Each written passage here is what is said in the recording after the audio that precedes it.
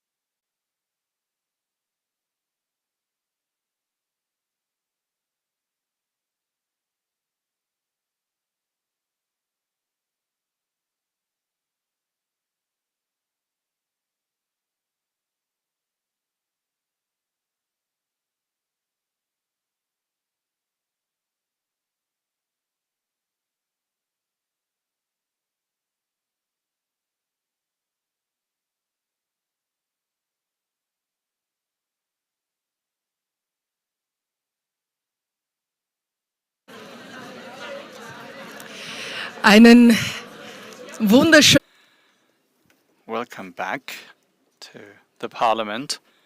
After a couple of years in the substitute in the Hofburg, the Imperial Palace, it is wonderful to be back here in the Parliament on the Ring with the Barbara-Prammer-Symposium. So 10 years ago, it was launched here by Gabi Heinrich-Hossek, among others, and it is still filling big rooms and halls. This is really an exceptional achievement. And we're really overwhelmed. So this is off the record, dear Eva Maria Holzleitner. You are the organizer of the Barbara-Prammer-Symposium, so I would like to ask you to join me on the stage, because this is really exceptional to have two rooms here in the Parliament that are full of people, and we're also broadcasting this via live stream. So I can only say thank you to everybody who's here, to all those who are also participating in the second room in the Parliament, to all those who are following us via the live stream. We are really overwhelmed that this legacy of Barbara Prammer is supported by so many participants in this symposium. They are honoring her by preparing this and organizing this event. Big round of applause. And the fact that we're here where Barbara Prammer worked as the president of the National Council, also Doris Bures, another president of the National Council, they are witness to show that the importance of our parliamentarism and democracy are still upheld. In a year such as 2024, this is more important than ever before. And this is for intensive days of networking, a lot of encounters, also during the lunch break, where we are also going to get together. All the other rooms are going to get together, and this networking idea will be promoted. Thank you. Thank you, dear Eva Maria Holzleitner.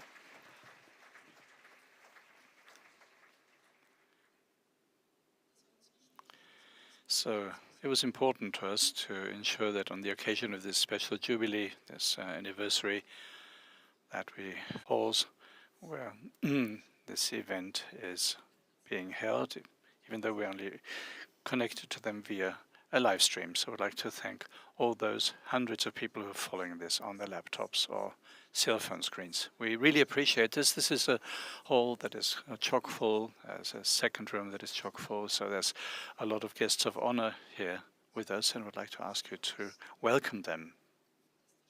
First and foremost, the Federal Party Chairman of the SPO, Andreas Babler. It's great to have you here.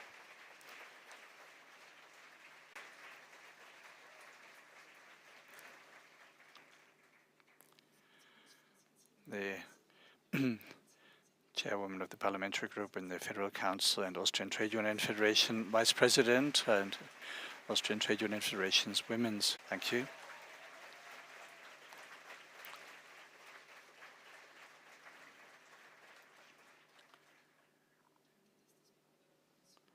thank you for making it possible for the Barbara-Prammer-Symposium to be organized a 10th time. We're also very grateful to the FEBS Secretary General, Laszlo Andor. It's great to have you with us. Thank you. And next to him, the director of the Karl Renner Institute. Thank you for being here.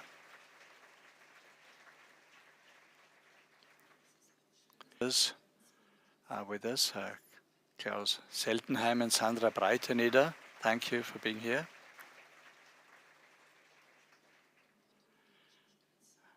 And I would also like to welcome all the members of the National Council, the Federal Council, all the representatives of the regional parliaments, communities, and also the state women's leaders of the SPO organizations who are here with us today.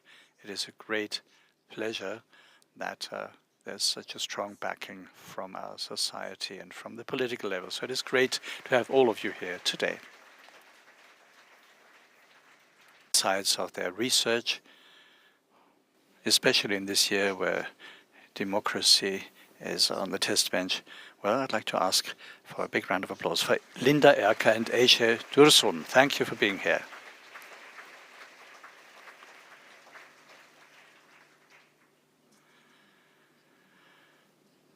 And those among you for whom it is not the first time that they attend the Barbara-Prammer-Symposium, you know that after this morning session we'll do actual work in the workshops, so there's a lot of content that is being provided by to welcome Gabriele Heinisch-Hossek, who initiated the Barbara-Prammer-Symposium.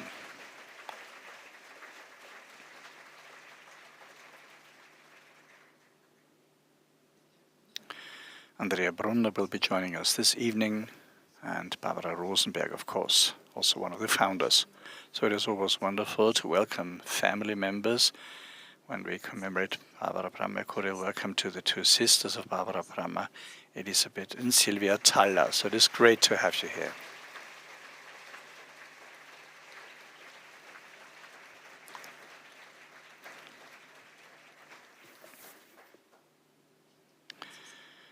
And I would like to thank you for having shared her with us.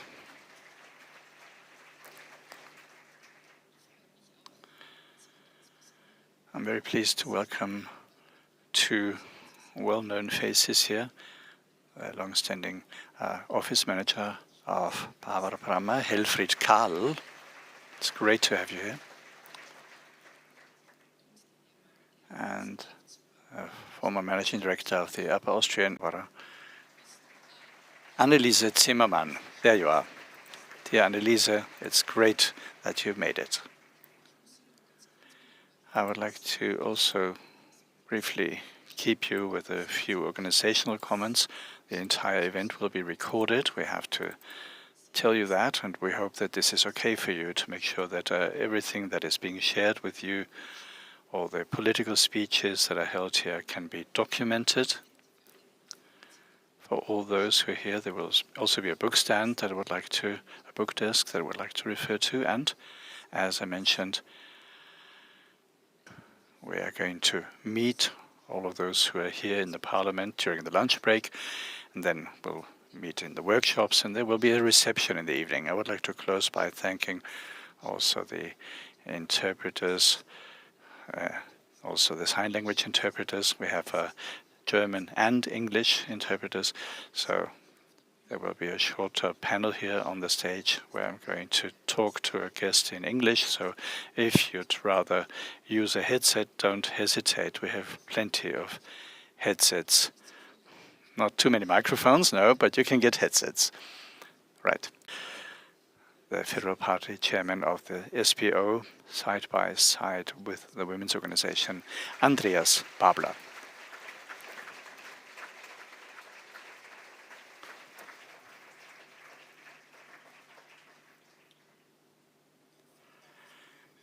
Thank you very much for the kind welcome, dear comrades, dear activists.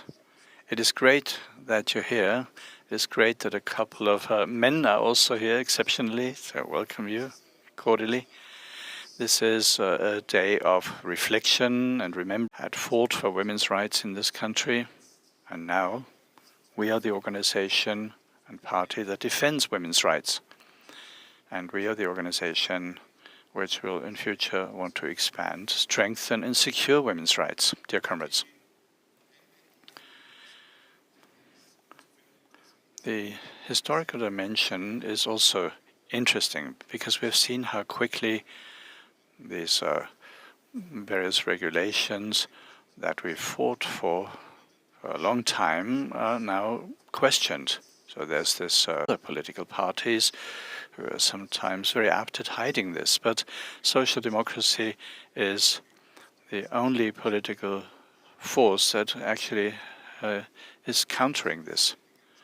The right for women to choose about their body is key, one of the fundamental rights, and a struggle that Barbara-Prammer has also waged many years ago to ensure that, we are not going back to the old ways, and this must never happen again, that these rights that we fought for, rights. This is something that Barbara-Prammer said time and again. This is what she told us. There's no isolated fight for women or the right of self-determination of women. It's about understanding democracy the right way. There is no democracy that we can be happy with if women's rights are not granted, extended and secured, dear comrades.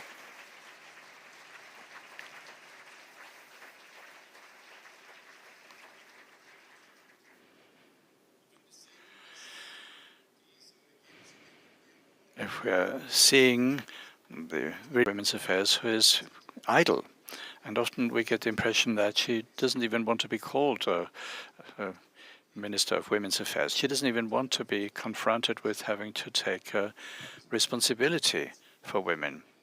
29 femicides in 1 year alone, and 50 attempted murders of partners or former partners. Just to give you those dramatic figures. This is an obligation to do everything we can every day in order to protect women. That is our mandate, and this is the promise that we have given as a social to play an important role in every political movement.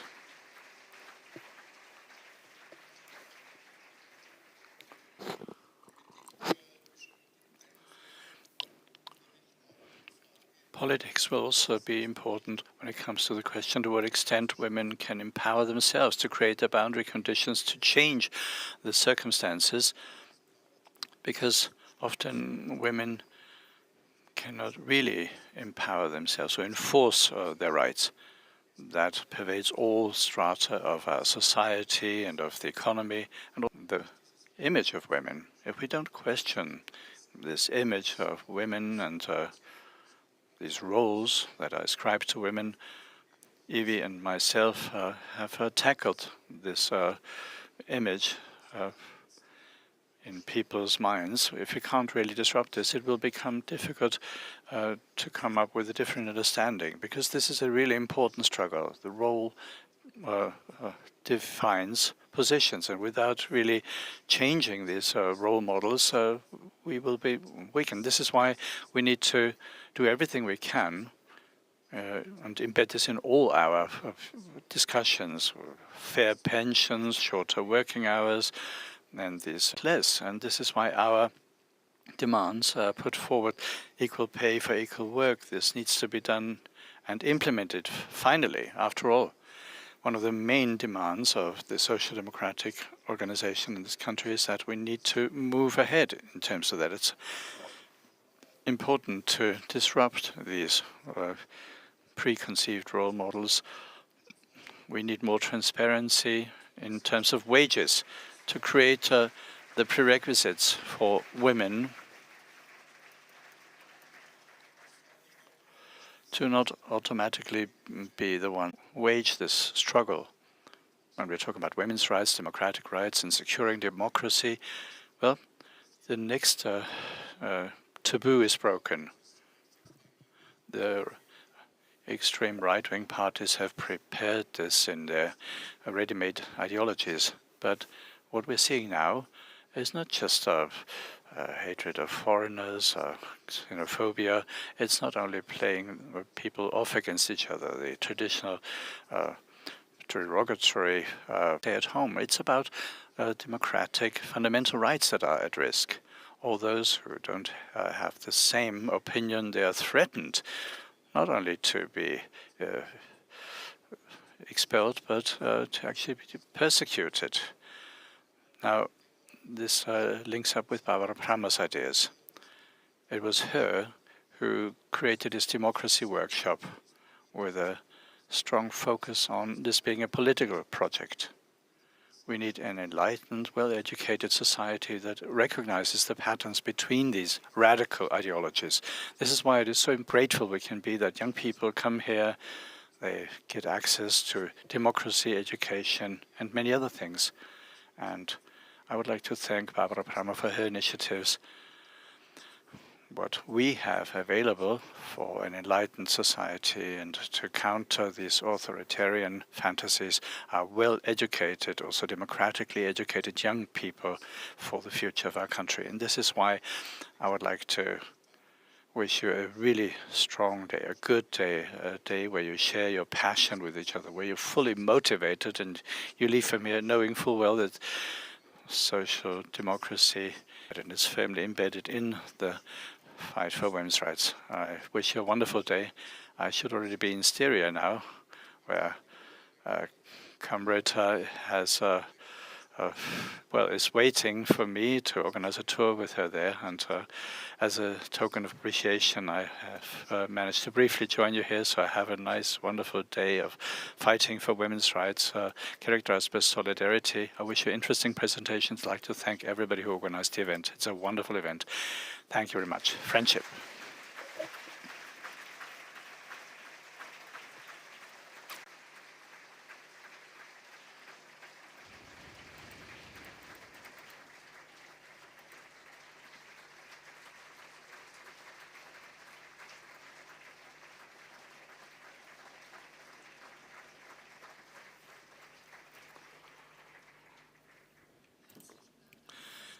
A big thank you to Andreas Babler. This round of applause will carry him to Styria, where he's going to visit several plants and companies, and I'm sure he's also going to make a few statements on what's happening at the political level in this federal state. On our agenda, we still have the feminist struggle. Now, I would like to ask our second president of the National Council, Doris Bures, to join us on the stage for her traditional welcome address. Dear Eva Maria Holzleitner, as the chairwoman of the Women's Committee of the SPO at the federal level. And we really appreciate the fact that the congregation of the European Progressive Parties and their educational organization comes here representing international organizations or coming from other countries or embassies. So we also have an ambassador, Excellency, the ambassador from Spain, so it is great to have you here. Apologies, I didn't have you on my list, but it is a great pleasure to have you here. So thank you, Excellency, that you've taken the time to join us.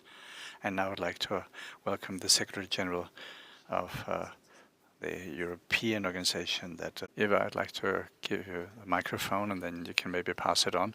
In an interview on this exceptional year, and of course, everybody here in the room knows that this is a year where there will be a lot of elections. You talked about the year of democracy, so it is of course normal that this feminist kickoff is under this motto. But what exactly do you mean by that? What does this mean for your own political work? Well, the year of democracy 2024, well, I came up with this motto because this year a lot of people will be making decisions that set the course, especially in terms of policies for women and how policies should be designed for women. In Austria, when it comes to democratic rights being strengthened during the National Council elections, if after the National Council elections we will be in a situation where women's achievements will have to be defended, or whether we can move forward and engage in progressive women's policies. Can we manage to move forward in favor of women in a progressive future to a more democratic future, or will women's policies achievements have to be defended? And I think looking around Europe, in many countries this is already the case. They need to defend their achievements. And in Hungary, for example, especially in family policies, the people are taking a step back, and women have to, well, can no longer participate in gainful employment on an equal. For women, the situation is extremely difficult because we know that in Poland, abortions, well, have led to women dying. So we have a lot of work to do here in Europe, and the year of democracy needs to be going forward, progressive steps forward, equal rights, and further progress needs to be achieved in terms of wage transparency and many other things. So this year of democracy for women is a central issue. Thank you. Rules of democracy, but they're still quite far from being feminist. This context of democracy and feminism has not only marked the life of Barbara-Prammer, but undoubtedly also you played a very important role, especially here as the second president of the National Council. So what does democracy mean without feminism? Well, thank you for this very comprehensive question you're asking me, even though one might say it's easy to answer, right? There is no democracy without feminism.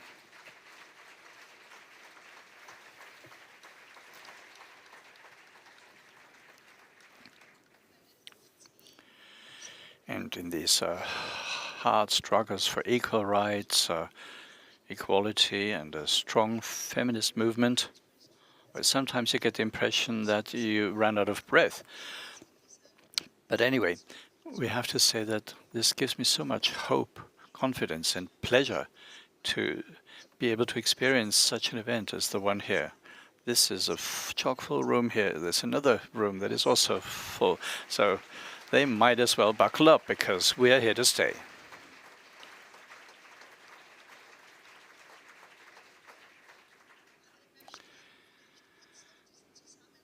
I would like to briefly say, and feminism, especially where women's rights are under pressure. You can see how close this interrelation is.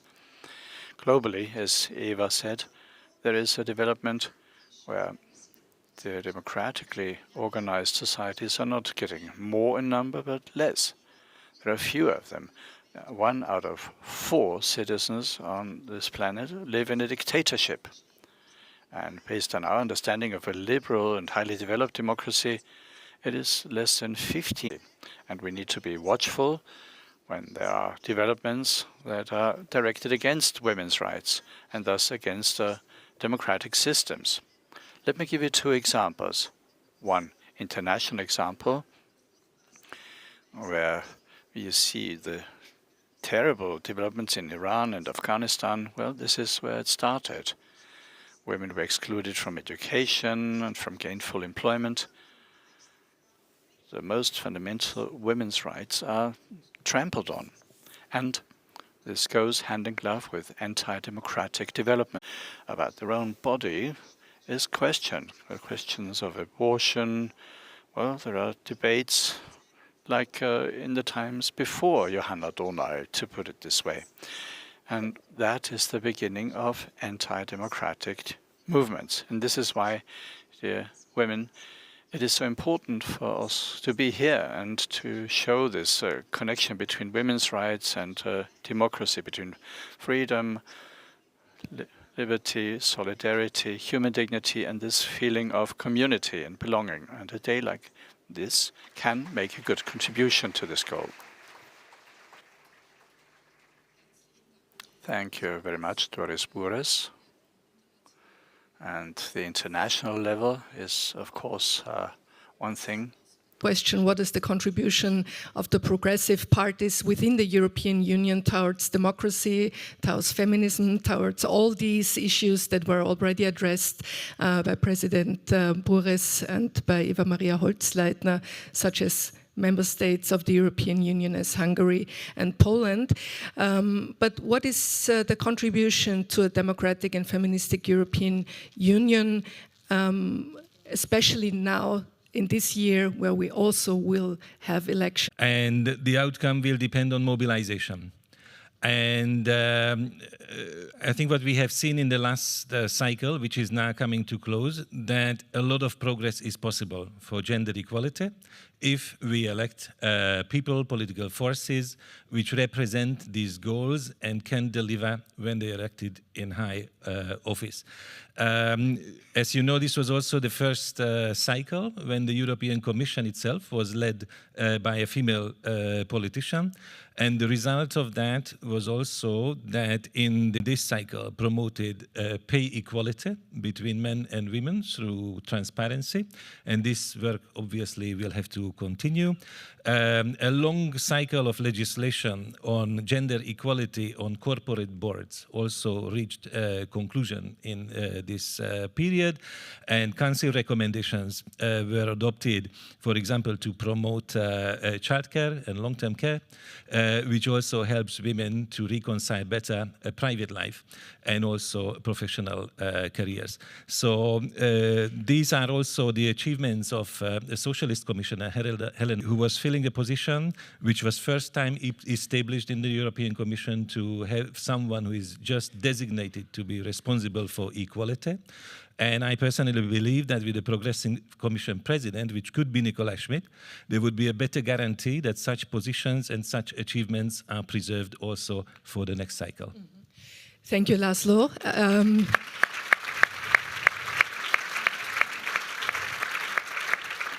Of course, it can make a difference if a woman is the chef of the commission, but we prefer a progressive woman. But how?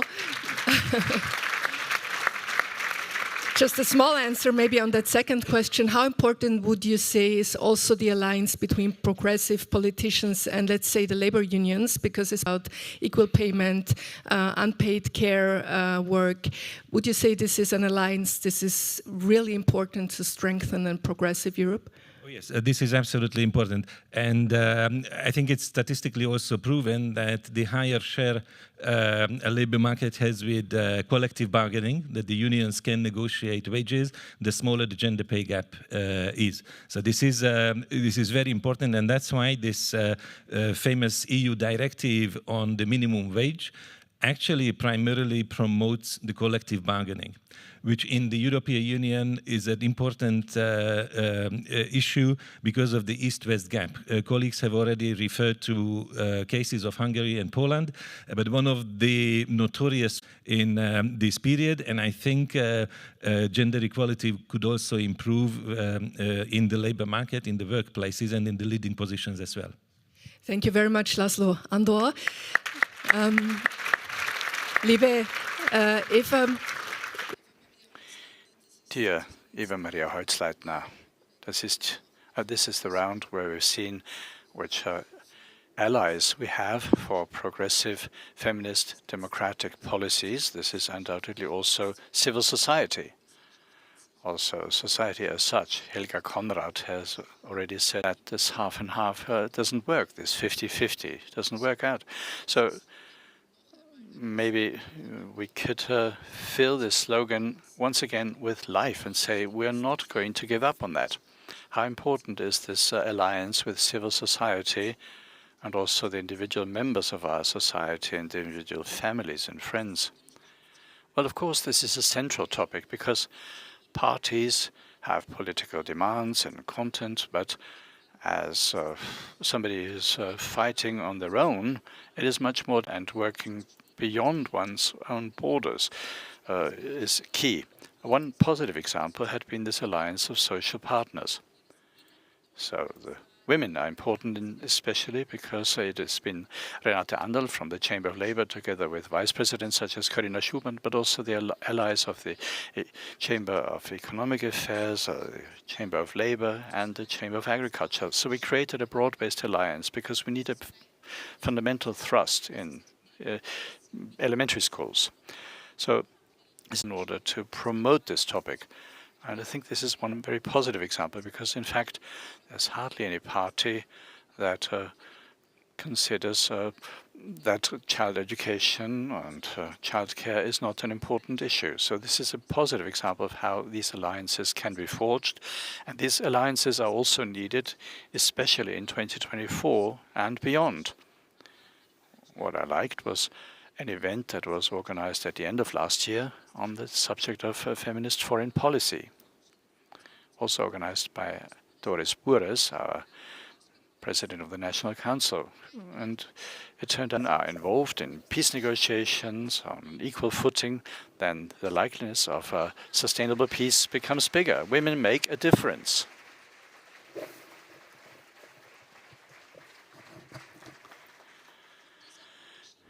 And this difference, if they are allowed to participate in all areas on an equal footing, well, we need to pursue this in order to make sure that women are also at the negotiating table, as they deserve. Thank you, Eva Maria Holzleitner. Women make a difference. These are light and the FEBs, but it's always been a non-partisan place of networking when it comes to protecting women against violence and science and research. So this is supposed to be an alliance that can be used in order to derive a lot of valuable insights. This takes me to the question of how can feminist goals best be achieved, and in particular in a year where almost half of the global population is eligible for voting. And of course, most of those struggle, fighting, passion. This is what is needed in order to take as many people as possible on this journey, win them over. I have to tell you that Evie has told you what it takes for women's rights to prevail. We need to be able to defend ourselves against any attacks. We need lots of women. They need to be there. They need to be at the table. They need to be able to have a say. And looking around the room, there's such a big diversity. You talked about have different experiences. And if we can manage to show solidarity, to stand together and to pursue this with a lot of passion and commitment in order to continue this dialogue and put forward our demands, then in spite of all the negative developments that you may see out there, this gives me hope. And this really gives me optimism. There's so many women who've always fought for women's quotas. One woman may be very outspoken and stamping on the ground. This is not going to be enough, but we need a lot of voices, and we also need people at the helm, at the top, who are role models, who are capable of creating enthusiasm among other women. And this is why, dear Eva Maria, I would like to tell you that you are one of those women. You are doing just that.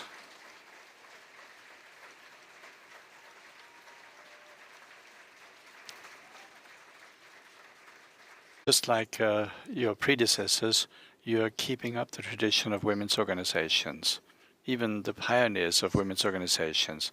It's not only saying everything in the past was bad and now we're great. No, we're proud of standing on the shoulders of giantesses, wonderful women who really achieved a whole lot in this country. And this is something that is also part of the success of women's organizations, and that is also part of a successful, proud, social, democratic women's movement. So I like this very much, and this is we show solidarity, we respect each other, and I believe that all this praise that Eva Maria highly deserves. And of course, I'm not one to flatter people. I would rather tell people in a straightforward way what I think. And I believe that in politics it is important not to treat people with anything but respect and at eye level. But since the two sisters of Barbara are also here, I think I've known Barbara-Prammer quite well, and it is about handing over flowers. No, we are dealing with the ideas that moved you throughout your lives, dear Barbara-Prammer. And as somebody from Upper Austria, I think Barbara-Prammer would be proud of you, dear Eva Maria.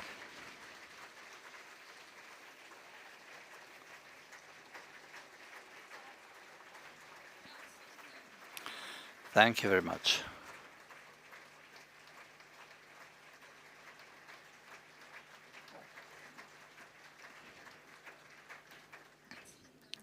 Thank you very much to our council, dear Eva Maria Holzleitner. Thank you, Laszlo.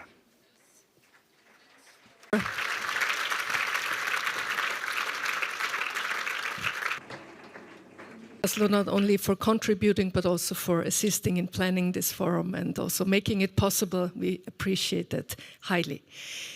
Wir freuen uns jetzt.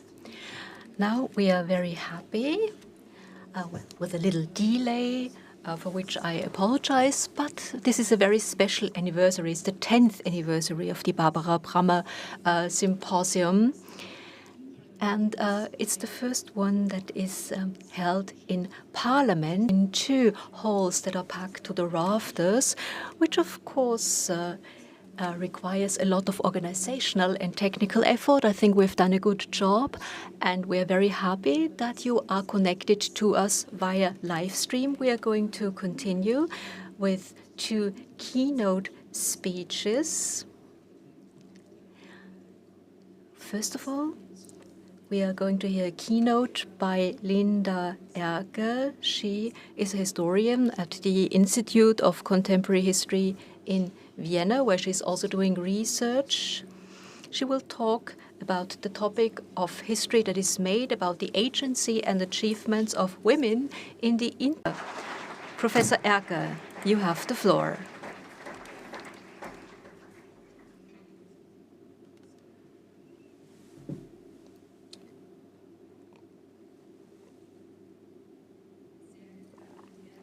Ladies and gentlemen, and dear friends, so I will take a little sachet into history. 532 years ago, so more than 500,000 ago, in 1897, the Faculty of Philosophy was founded officially as the first subunit of the University of Vienna, which was founded in 1365. As you all know, at the end of the 19th century, the first women's movement in Austria not only in inverted commas, pushed for political participation rights, the right to vote, and a reform of marriage and family law, but also for improved educational opportunities, both in general secondary schools and universities. And Austria, by international standards, was late to the game, later than Switzerland or the German Reich. And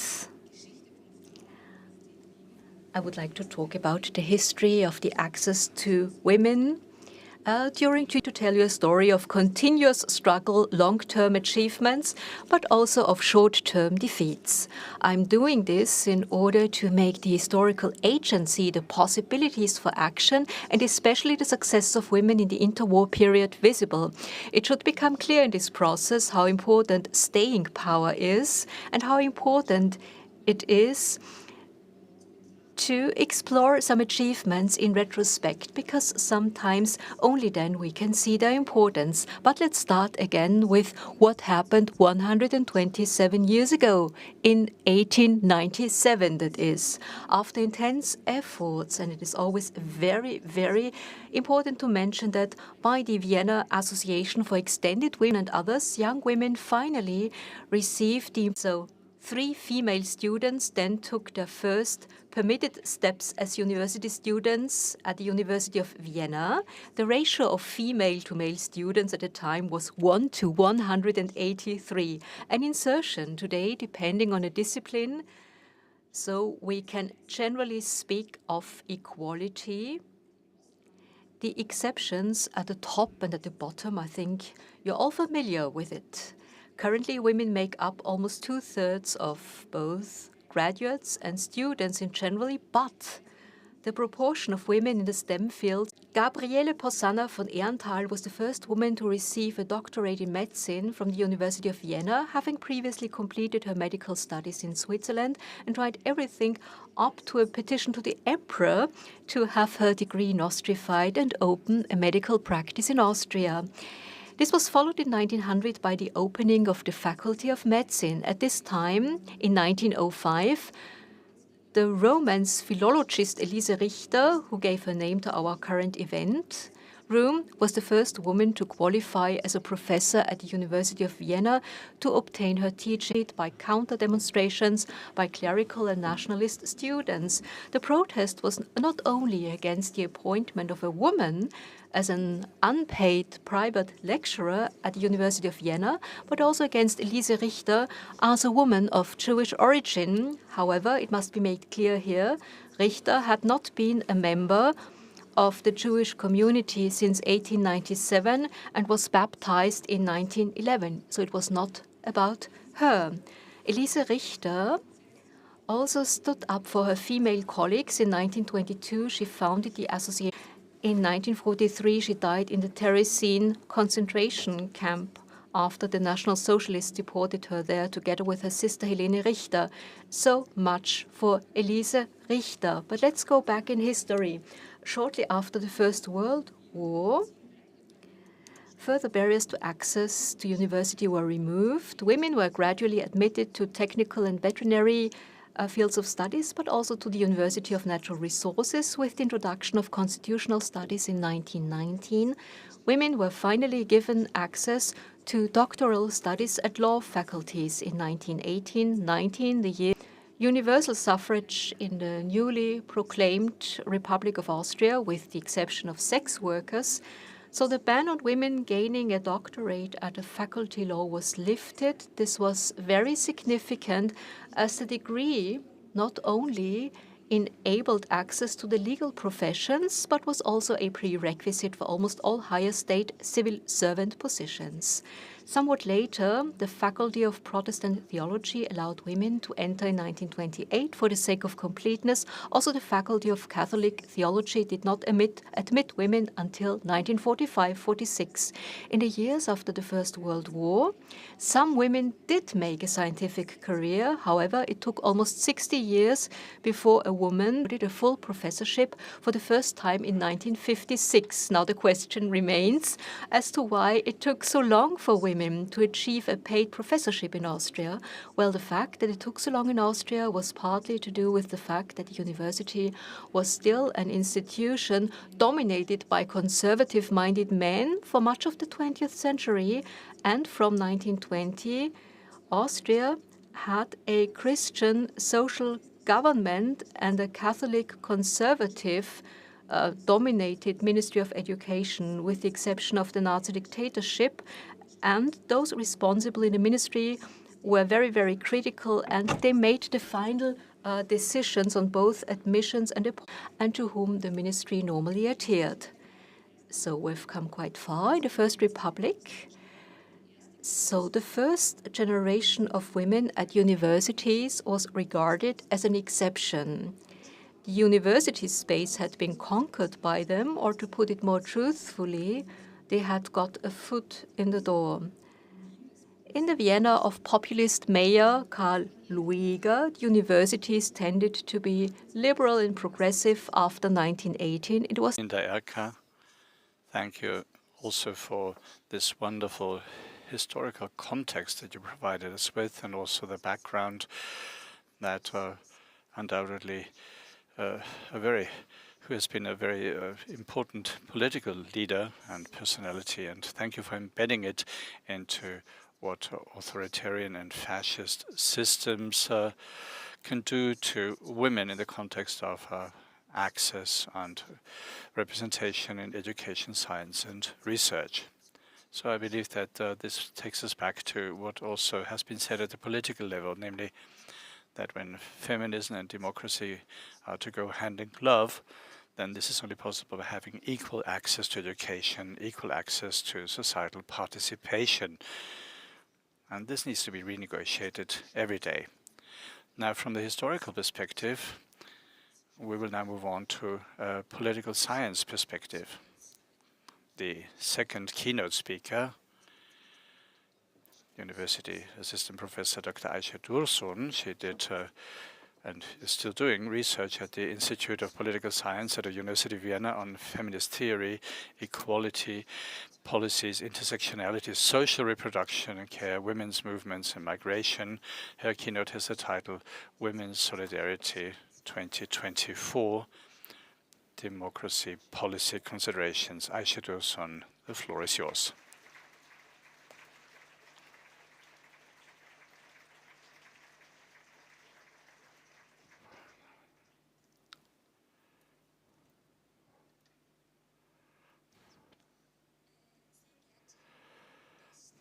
Dear guests, dear colleagues, a cordial welcome to today's Barbara-Prammer-Symposium. It is a great pleasure to be able to give a keynote presentation here. The presentation deals with the burning issues of gender equality and current attacks against women and their vision of an equal and emancipated society. And by way of conclusion, I would like to talk about the feminist understanding of democracy as a caring practice and women's solidarity as a possible way out of this dilemma.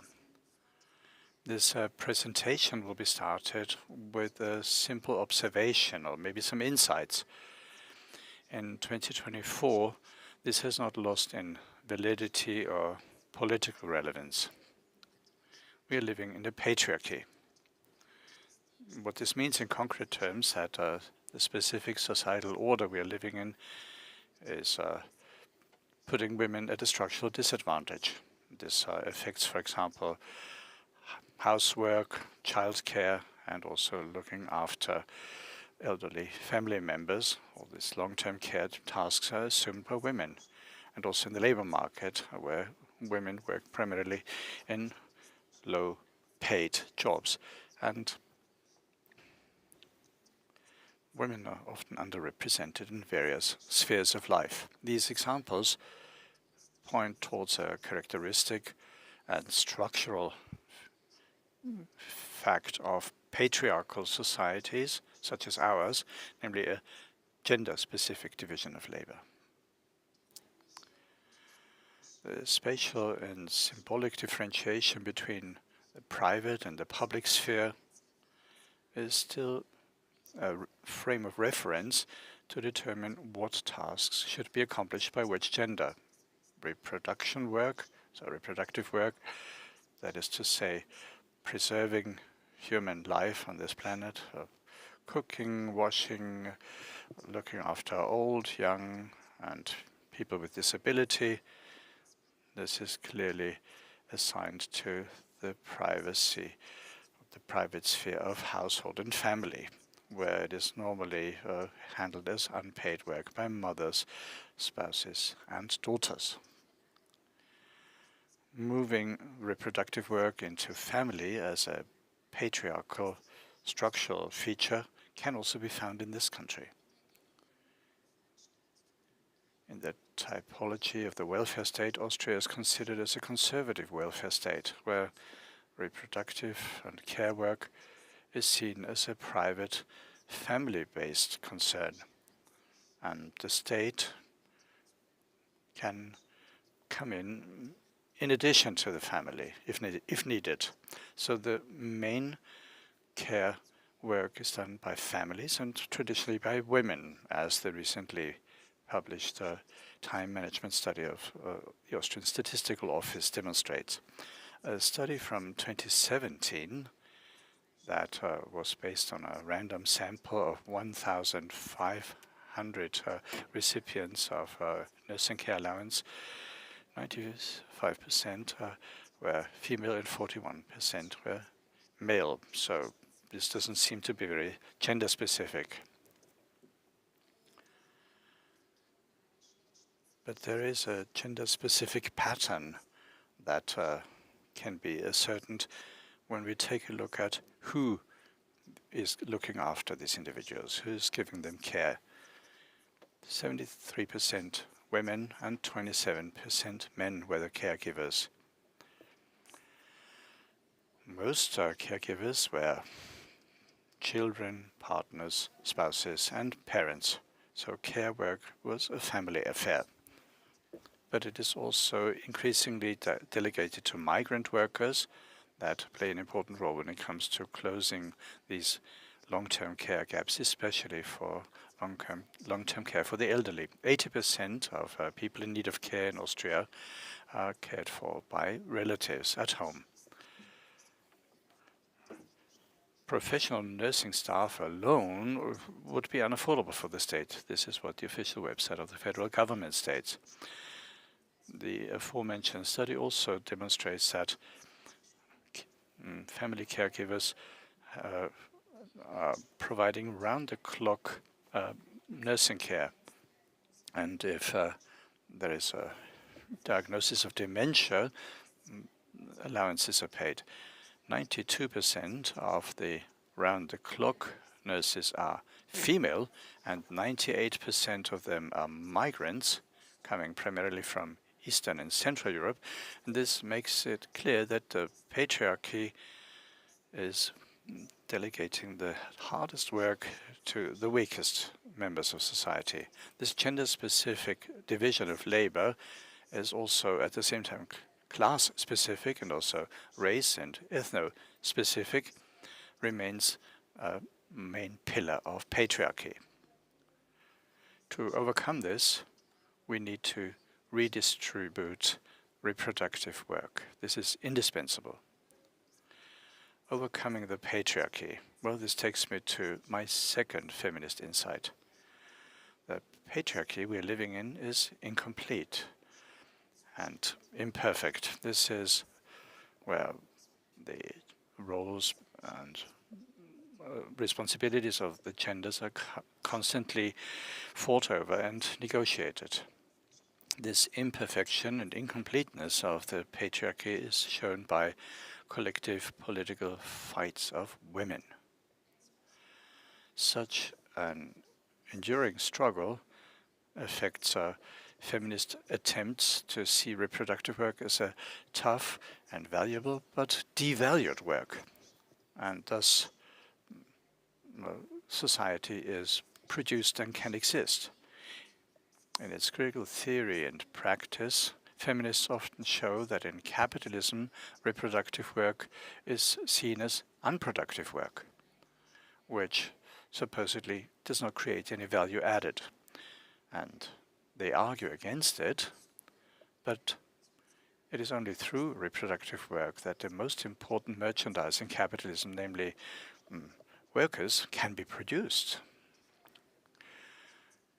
Moving reproductive work into families is seen as a capitalist accumulation strategy based on which the cost for producing workers is dramatically reduced.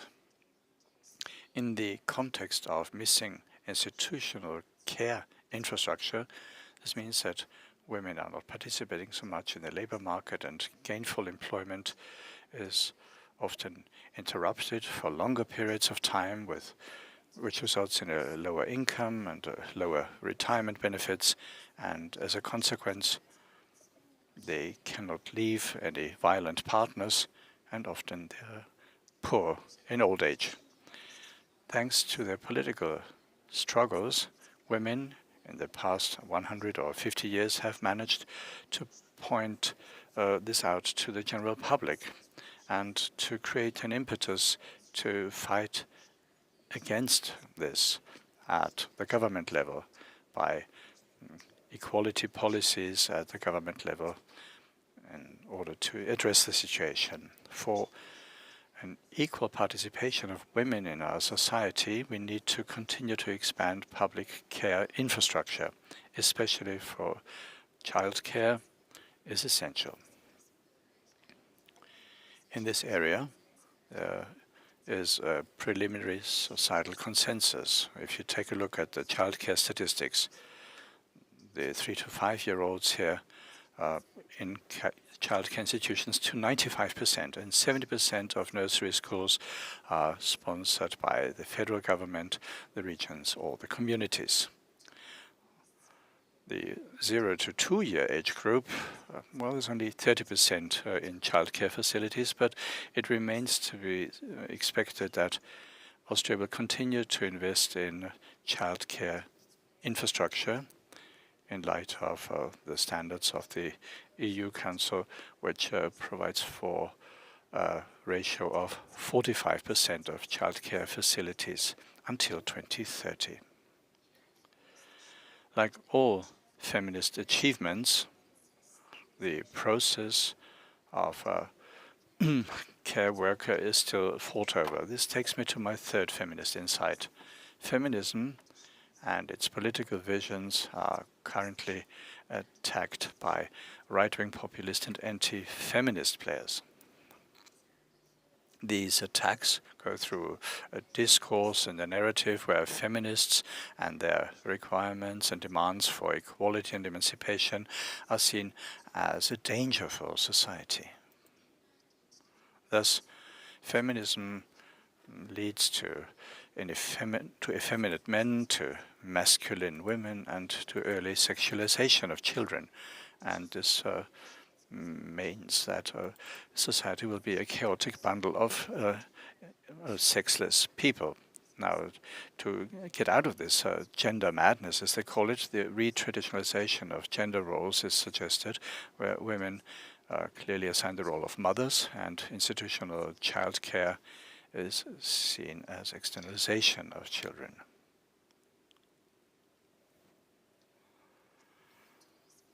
A current example refers to the proposal of FPO Burgenland, the Liberal Party, to have a mother's salary.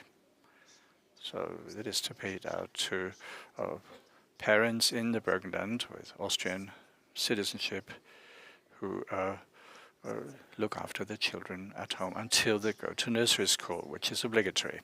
This proposal is so interesting and should be taken seriously because there are several biases and prejudices and systems of oppression such as the patriarchy, racism, and the neoliberal capitalism at the same time. So firstly, this proposal is based on a heteronormative family role model where the husband is in gainful employment, whereas the mother is the caregiver and looks after her family and stays at home. Secondly, there's a consistent racist position reflected by this proposal where only parents with Austrian citizenship are entitled to such allowances. Migrants are clearly excluded, refugees and also people without Austrian citizenship are also excluded. Thirdly, childcare that is to be accomplished by mothers in one's own household, the costs for social reproduction are to be reduced and kept to a minimum, especially in the area of minimum wage. The introduction of such a mother's salary would also have other long-term consequences that are negative for democracy. With this mother's salary, incentives are to be created to ensure that more and more mothers and families look after their children at home. What this could lead to is that since institutional childcare will be used less and less, and thus the working conditions, care conditions will deteriorate. Reduced quality of childcare would mean for many families that they would seek private and individual childcare solutions for their kids. Such a process of rethinking in our population would disrupt the consensus that childcare is a societal task, and the welfare state ideally should provide the necessary infrastructure for childcare. This would be undermined in the long term. women who are now supposed to look after their children could only partake in societal life at the margins.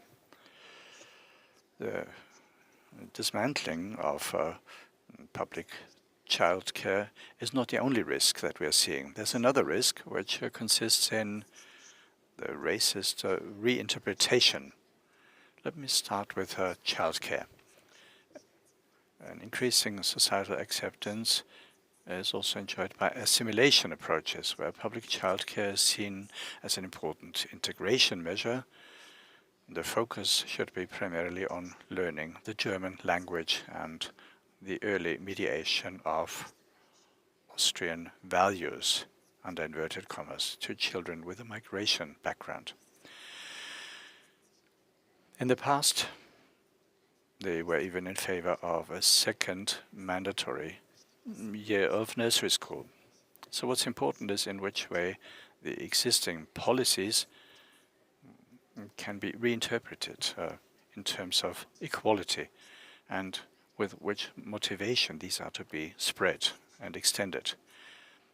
There's also neoliberal interpretations of such policies with a potential of equalization.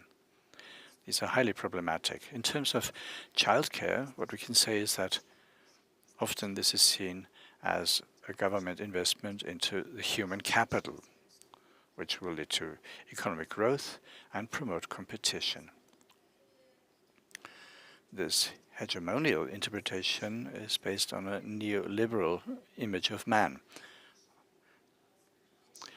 based on economic considerations, so based on maximization of benefit and profit. Education should turn these beings into self-determined subjects that are looking after their own needs in an autonomous way, without needing the solidarity of its fellow human beings and without relying on the state. Secondly, neoliberal actors also ask for an expansion of public care infrastructure to ensure that women and society are forced into more gainful employment. But what feminists are asking for is that women and people in general should spend less time for thing-making, as a feminist calls it, so making and producing of things, objects and goods, and to have more time for life-making, so to produce and to shape life itself in order to be able to enjoy a good life. Reducing gainful employment is a component of a feminist idea of a caring and emancipated society. One way out of this complex and contradictory bundle of attacks and risks for equality and emancipation are offered by organized collective fights of women. And this takes me to my fourth and last insight. Women need to form broad-based alliances and coalitions and show solidarity and have political coexistence in order to ward off and fend off attacks of extreme right-wing populists. A large number of feminist social movement researchers show that women can best form such broad-based alliances with each other if there is an imminent risk such as the criminalization of abortion or political opportunity such as the election of a female-friendly parliament. So women find it easier to rally if they pursue political goals that are intersectional, that create an awareness about the different forms and degrees of oppression that women are exposed to due to their various class positions or ethnic group affiliations.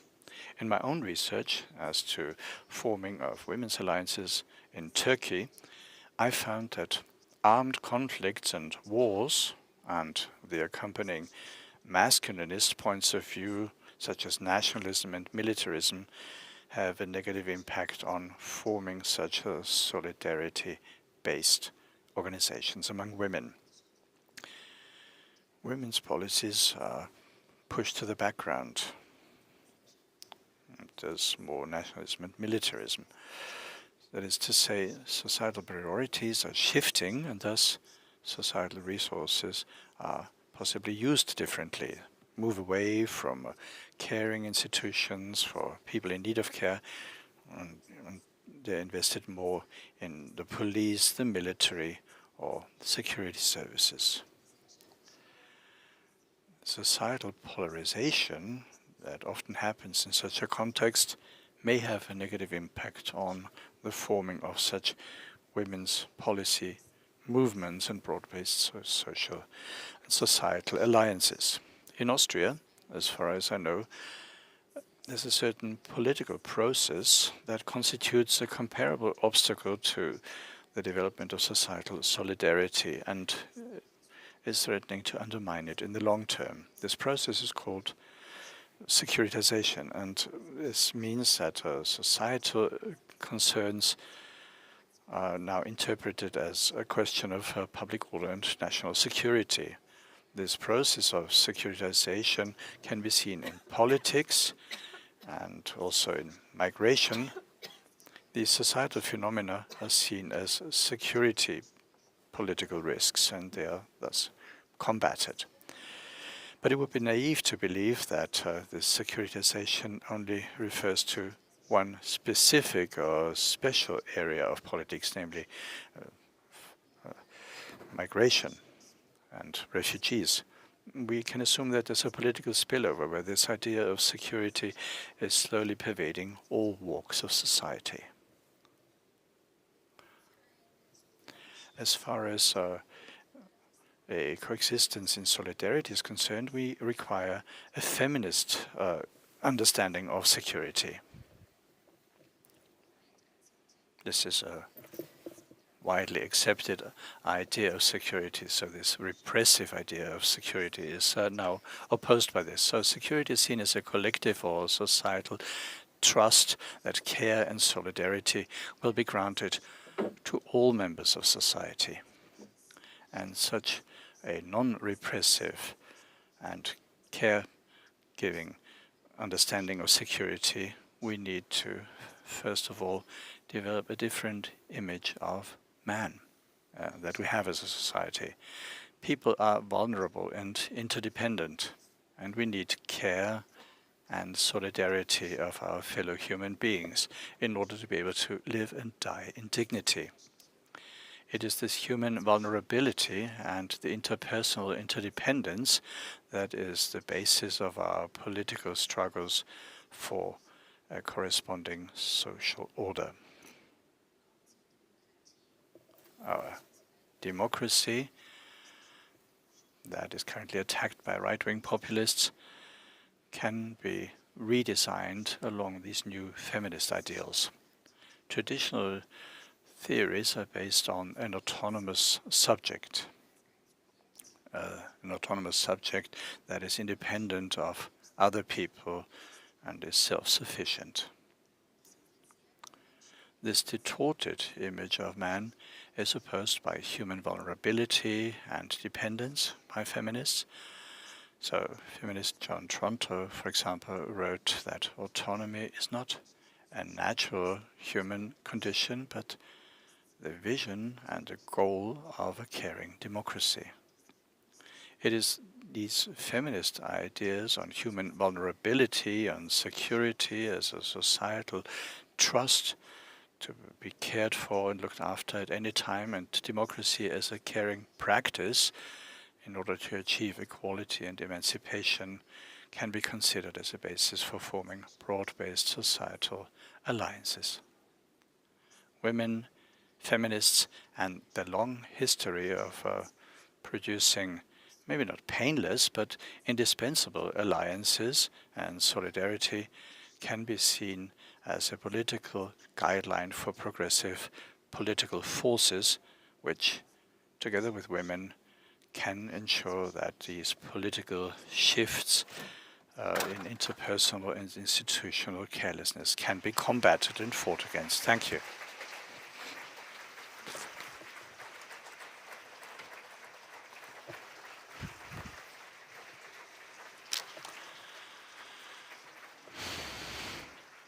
Herzlichen Dank.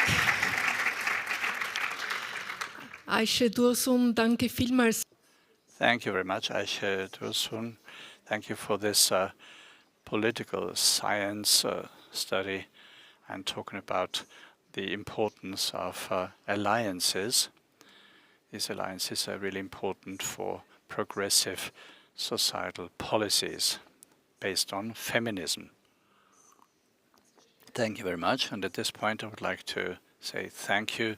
I've just received pictures of the full rooms, and well, there are a lot of people also listening eagerly in the second room of the Parliament. So thank you very much for honoring us with your presence in this other room as well. I'd like to thank all of you who are following us on the live stream.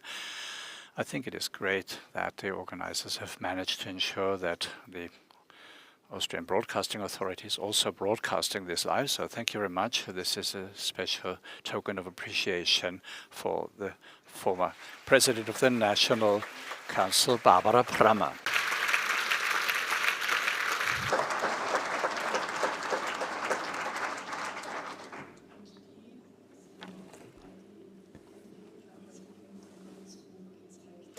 And we have seen that the activity of Barbara-Prammer has gone way beyond her political activities. Of course, we need allies, and of course, the alliances need our support, and thus I would like to talk about an election event that will be extremely important for those in gainful employment. Spoiler alert, most of them will be women. We're talking about the elections to the Chamber of Labor all over Austria. Thus, we decided, also in the framework of this Barbara-Prammer-Symposium, to give the floor to very important representatives. We would like to give the floor to Renate Anderl, the head of the Chamber of Labor. Unfortunately, she cannot be with us in person, but she sent us a little video. Ladies and gentlemen, I would be very delighted to be with you today, because the more women stand up for other women, for women's concerns and issues, the stronger every single woman in our country becomes. And I would also like to take part, because this is the 10th symposium commemorating Barbara-Prammer, and because we are celebrating her 70th birthday this year. We all miss her very much, because our fight for women's rights is far from over. In this fight, we, the women in our country, in Barbara-Prammer, we had a reliable, steadfast and consistent comrade in arms. And there can never be enough of such comrades in arms. And I don't need to talk in this circle about the many areas in which women are still disadvantaged, discriminated against, and often excluded today. You know all this as well as I do, and I'm sure it makes you just as angry as me. But we all have a great responsibility here to turn our anger into something. We have a duty to give our anger a loud, strong, powerful, demanding voice.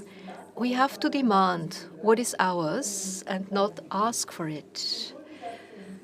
We owe it to the many women who can't do it themselves. I'm very glad that we are doing this again and again, even across ideological boundaries. Some may say that the fight for women's rights belongs to the century before last. Women already have all the opportunities anyway. A very clear no from me to this. We may live in a rich country, in a modern country, in the middle of the rich European Union, but that doesn't mean that this wealth brings us women equal opportunities and justice in the world of work and in everyday life. Equal opportunities are still a long way off. I would just like to remind you that we still are not paid equally, that we still have the main responsibility for family work. In all crises, it is always us women who feel the negative consequences first. Corona has demanded a lot from us women as employees in retail, as mothers of kindergarten or school children, as daughters, nieces, sisters of relatives in need of care. The price increases in many areas in recent years have hit us women particularly hard. This applies to the cost of energy, rent, food, and school fees, as well as after school care and our own leisure time. However, the past few years have also been about very fundamental issues. We are noticing a strengthening of anti-democratic forces, and not just in other countries, but also in Austria. This also has a particularly negative impact on women, because anyone who doubts, opposes, or attacks democracy is also attacking women's rights. What we therefore need is a strong, loud, confident commitment to democracy. There will be many elections this year, Chamber of Labour, European Parliament, state parliaments, local councils. Let's use this opportunity to give democracy a proper feminist boost and make women's issues the dominant topics in these elections. Let's make sure that women participate particularly strongly in all ballots. Let's show the enemies of democracy very clearly that if they attack democracy, they will have to deal with us women, and we will not put up with it. Let's do that, because, to end with a quote from Barbara-Prammer, democracy and human rights are only as strong as people's willingness to defend them against attacks. I wish you a successful symposium in the interest of all women in our country, and would like to close with a heartfelt good luck.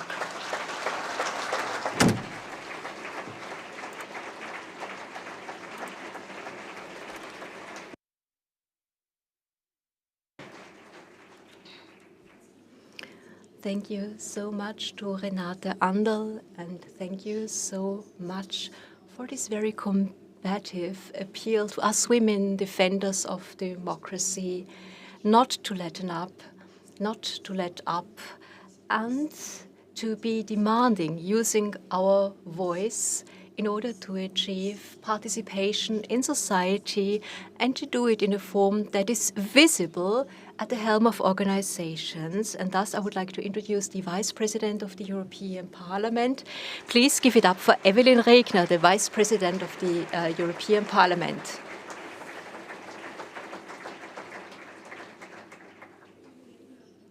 Evelyn Regner, apart from the feminist democracy policy context here, so hats off to your role in the tough negotiations in money laundering. When it comes to the role of women in C-suites, it's incredible what you achieve each and every day in Brussels for us women in Europe. And this applause is for you.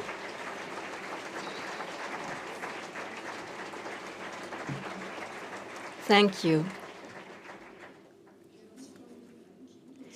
We heard it during the two keynotes. There are two big overarching political topics nowadays, at least in Europe, anti-gender movements. This is the first one, the entire topic revolving around the organization of countering feminist and confidence policy, and secondly, the still unresolved question of care work that is still addressed by all of us. Before, we agreed on 2 rounds of questions.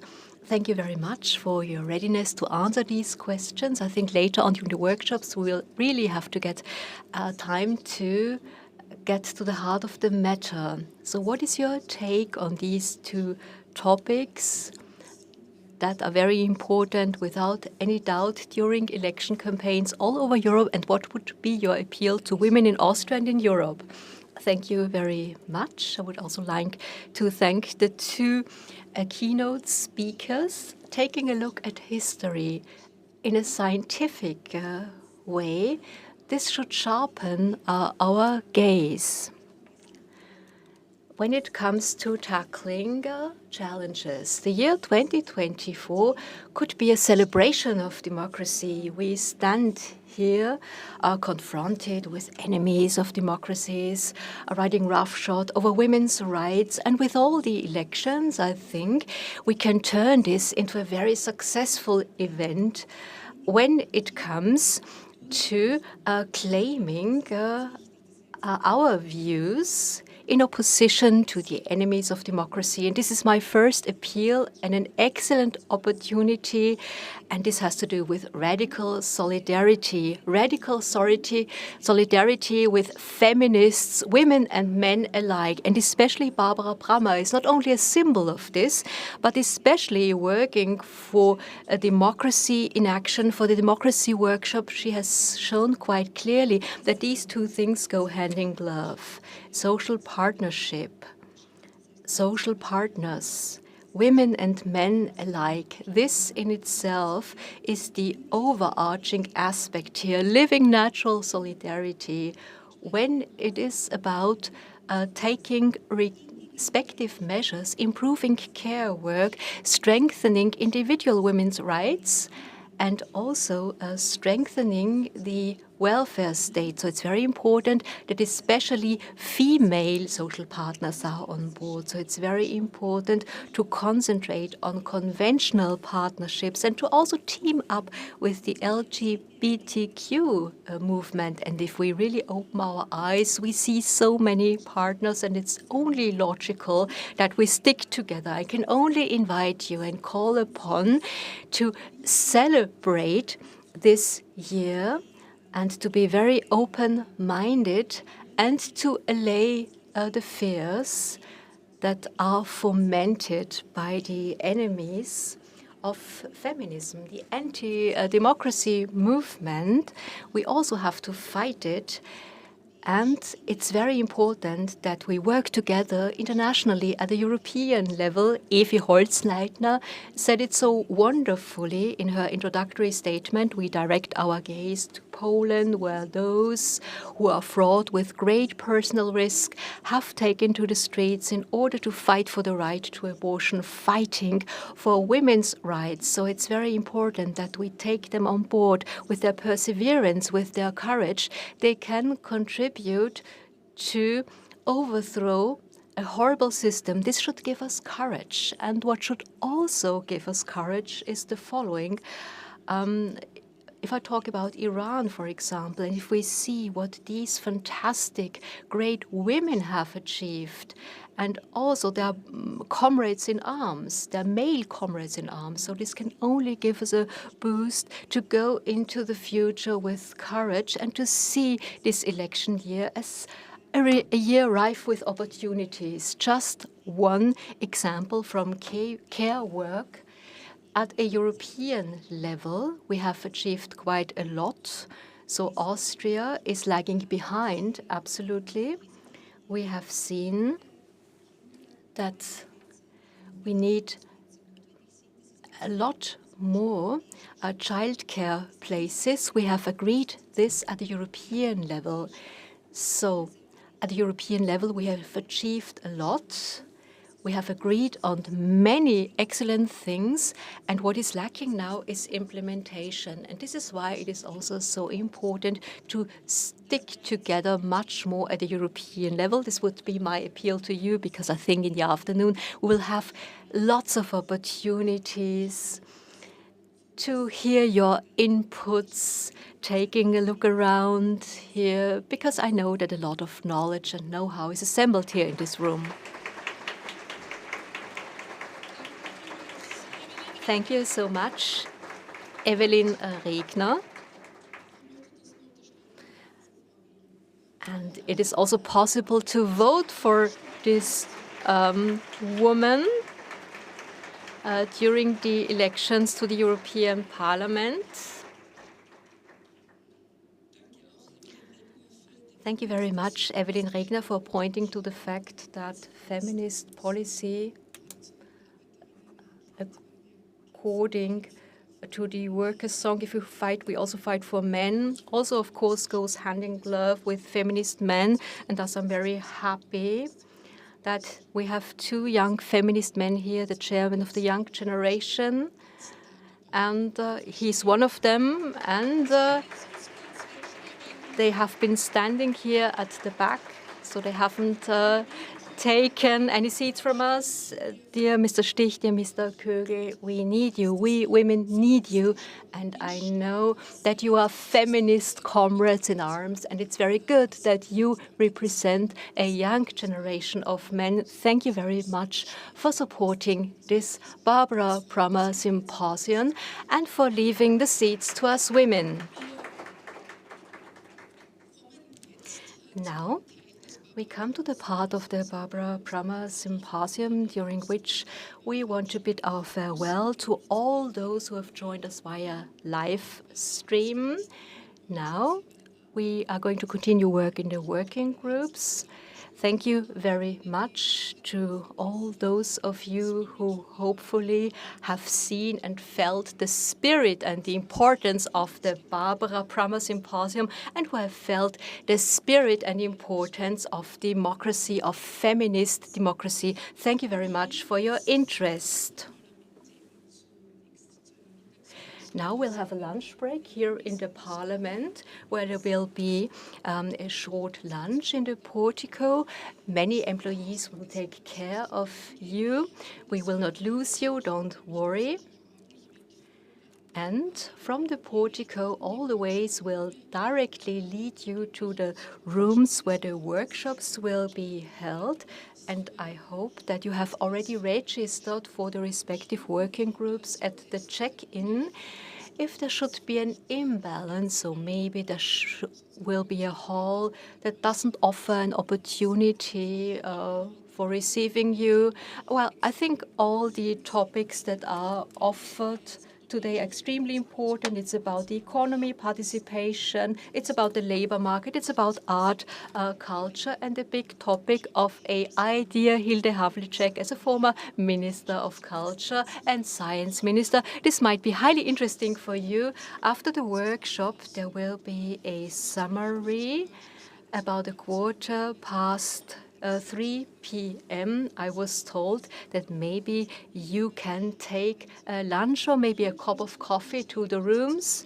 So there will be a short summary in the afternoon, a summary of the results. And one very special thing here, on the occasion of the 10th Barbara-Prammer-Symposium, at 5:30, there will be a reception also held in the portico in order to celebrate this year of commemoration, and this will be hosted by Ruth Manninger, the chairwoman of the SPO responsible for women's affairs. Please give it up for her, for all the organization work she has put into this.